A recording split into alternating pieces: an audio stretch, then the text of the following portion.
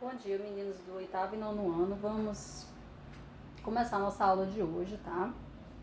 Hoje com o tema, dando continuidade ao tema do atletismo, hoje nós falaremos sobre os revezamentos, as corridas de revezamentos. Na aula anterior a gente viu corridas com barreiras, né, na pista. Hoje nós vamos ver as corridas com revezamentos. O que é uma corrida com revezamento? Não, gente, desculpa. Corrida de revezamento, tá? Desculpa. O que é uma corrida de revezamento, gente? É aquela em que acontecerá um revezamento entre os atletas. Ou seja, nós vamos dividir a prova entre nós, tá? Eu vou correr um pedaço, meu colega vai correr outro pedaço, o colega vai correr outro e o outro vai correr outro. Ou seja, são 4 atletas que participam das provas de revezamento. Aqui, gente, nessas provas de revezamento, nós temos a importância do trabalho em equipe. Por quê? Porque se um atleta estiver mal, ele vai prejudicar toda a equipe. E também a gente vai ver aqui a importância que existe na técnica da passagem do bastão. Se o atleta não passar o bastão corretamente, o que pode acontecer? Ele pode perder distância. Aliás, a equipe vai perder no final. No final, gente, a técnica da passagem do bastão, ela vai acabar se tornando tão importante quanto o talento natural desses atletas. Digamos que um atleta corre muito, muito rápido, mas na hora de passar o bastão, o colega dele se enrolou para passar o bastão para ele, ou ele não conseguiu recepcionar o bastão de forma precisa. E digamos que ele, derrubou o bastão, ou se enrolou, perdeu a distância, né? Porque nós vamos ver que existe uma distância em que esse bastão deve ser passado. Existe uma zona em que o bastão deve ser passado dentro desta zona. Se o atleta não treinou a técnica adequada de passagem desse bastão, pode acontecer que ele extrapole essa distância, né? Extrapole essa zona de passagem do bastão e seja desclassificada toda a sua equipe, tá? Então, por isso que é importante tanto o trabalho em equipe quanto aprender a técnica correta dessa passagem. O bastão, gente, é nada mais, nada menos do que um tubo liso, tá? Quais são as regras para as suas dimensões? O tamanho dele deve ser entre 28 e 30 centímetros e o seu peso, no mínimo, 50 gramas. A sua circunferência, entre 12 e 13 centímetros, tá? Então, de que é feito esse bastão? O bastão é feito de madeira ou de metal. Mas nada impede, né, que em treinos você utilize o material que você tiver, né? Geralmente a gente utilizava bastões de papel, né? Aquele papelão que o pessoal solta fogos, né? Ou então um pedaço de cabo de vassoura, só que a circunferência é muito pequena, né? O bastão, a gente vê aqui a circunferência dele de 12 a 13 centímetros, né? Então um pouquinho mais grosso do que um cabo de vassoura, né? Quais são as provas de revezamento? Existem apenas 2 provas, tá? Quais são elas? É a prova de 4 por 100 e a prova de 4 por 400. Nós vimos que a pista, né, uma volta completa na pista, ela tem 400 metros. Ou seja, no revezamento 4 por 100, nós temos 4 atletas posicionados ao longo da pista e cada um deverá percorrer a distância de 100 metros, né? Ou seja, vai ser uma volta completa na pista, dividida entre 4, né? 4 atletas. Já na prova de 4 por 400 metros, cada atleta vai correr 400 metros. Vai dar uma volta completa na pista, tá? Saiu um e o outro entra. Só ele. Quais são as regras para o revezamento, para esse tipo de corrida? Nós vimos que existem corridas que permitem que o atleta saia da sua raia.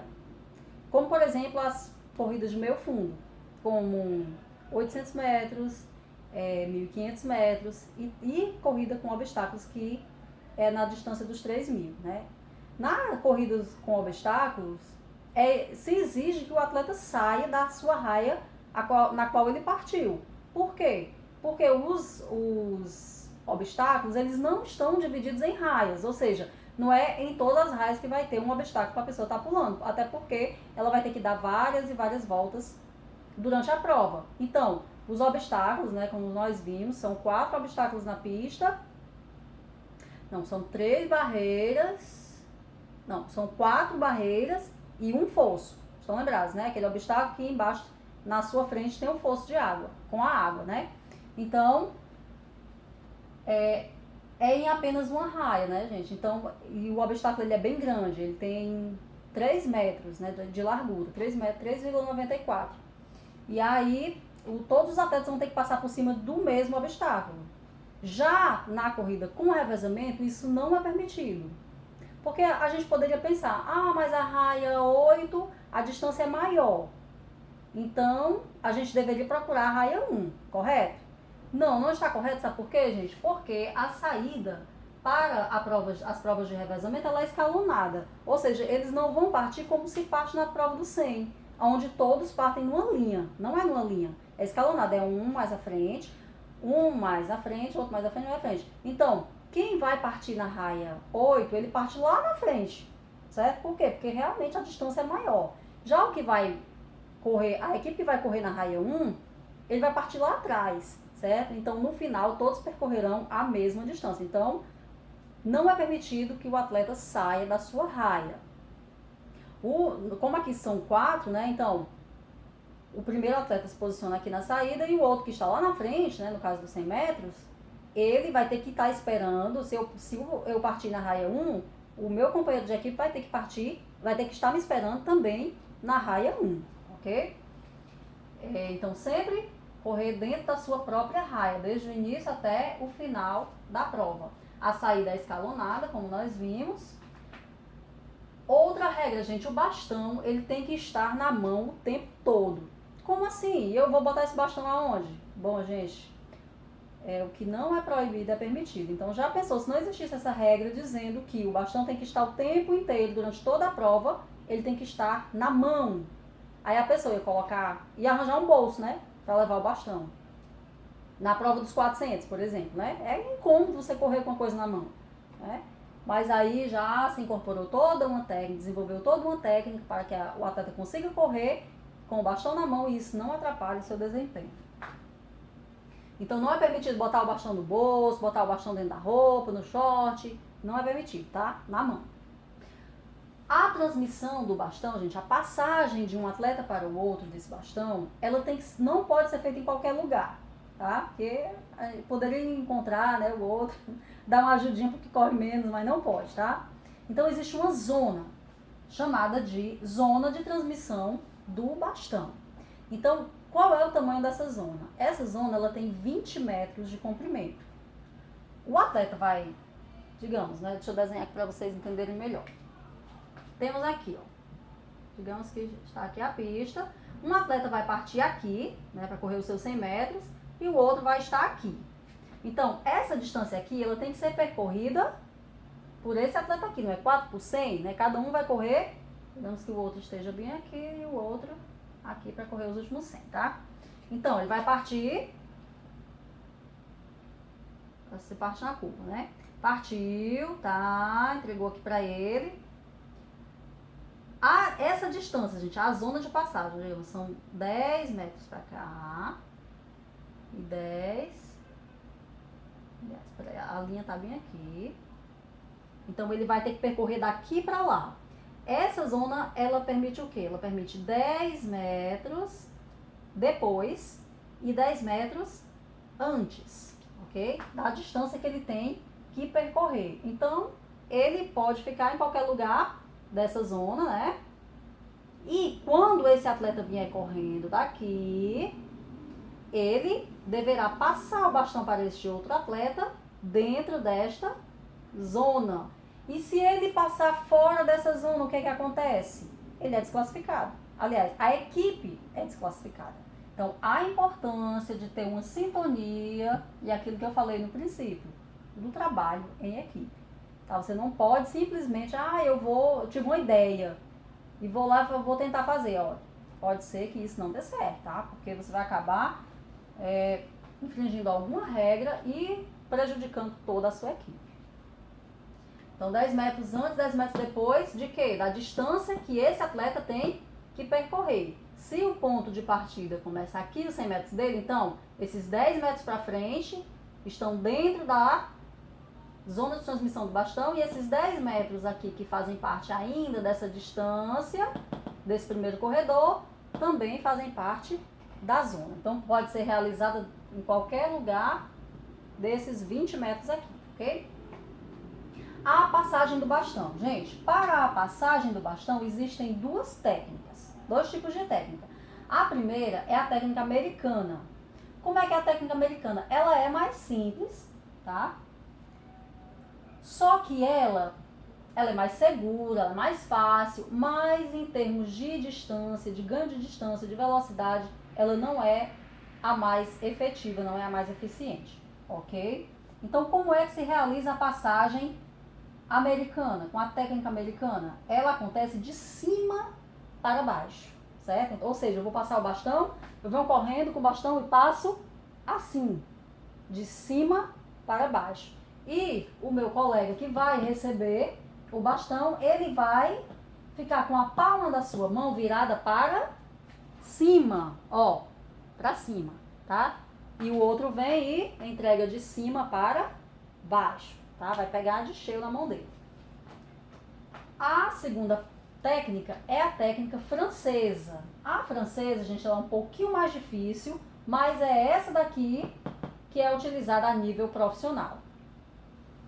Como é que ela acontece? Ela acontece de baixo para cima, ou seja, é o contrário da americana. A americana acontece de cima para baixo, a francesa de baixo para cima. A palma da mão, evidentemente, vai ser ao contrário da americana. Na americana nós tínhamos a palma da mão virada para cima, assim, não é? Ó, virada para cima, braço estendido e palma da mão virada para cima. Já na francesa nós temos braço estendido e palma da mão virada para baixo, assim, ó, para baixo. E o bastão, é lógico, né? Vai ser passado de baixo para cima, né? Já que a mão está de cima para baixo, né? Está virada para baixo. Então o bastão vem e de baixo para cima, ok? Então, minha gente, qual é a diferença dela? As vantagens. Ela vai dar distância para esses corredores, vão conseguir uma maior distância num tempo menor, só que é mais arriscada. Por que ela é mais arriscada? Por que ela é mais difícil? Ela exige uma técnica maior. Por quê? Porque esses dois corredores, eles têm que ter treinado bastante esta passagem. Por quê? Porque é sincronizado. É no movimento aqui, ó. No movimento. Tá, aí. Pá. De baixo para cima. Certo? A americana de cima para baixo. Gente, sobre revezamentos. Né? Sim. Todas essas provas, tá? 4x100 e 4x400 são masculinas e femininas. Beleza? Qualquer dúvida, qualquer coisa que eu não tenha falado, você ficou com dúvida, pergunte aí nos comentários, tá? Que se eu souber, eu respondo. Se eu não souber, eu pesquiso, tá bom? E, gente, eu tô achando que essa semana eu quero dar uma folga pra vocês, tá? Em relação aos exercícios. Se você não quer essa folga, então pegue lá, volte lá pro vídeo 1, daquele primeiro vídeo que eu postei da sua série, e realize os exercícios. Faz bem pra vocês, faz bem para a saúde de vocês. Só que eu ainda estou ajeitando nota e tudo mais, recebendo ainda de gente que, por algum motivo, não conseguiu fazer, né? Vão fazer o trabalho que eu deixei na escola de recuperação. Então, essa semana eu vou dar essa folga pra vocês, tá bom? Mas, assim, eu vou dar a folga, entre aspas, porque se vocês quiserem fazer, excelente, tá bom? Quiserem já ir registrando, tira foto dos exercícios. Agora, na próxima semana, eu vou preparar outros exercícios pra vocês. E essa semana vocês tiram aí pra descansar e fazerem as recuperações quem estiver devendo, tá bom? Então, bons estudos, tenham um bom dia. Façam a atividade que eu vou deixar agora aí embaixo. Já deixa guardadinha, faça de caneta, letra legível. Copie as perguntas, tá bom?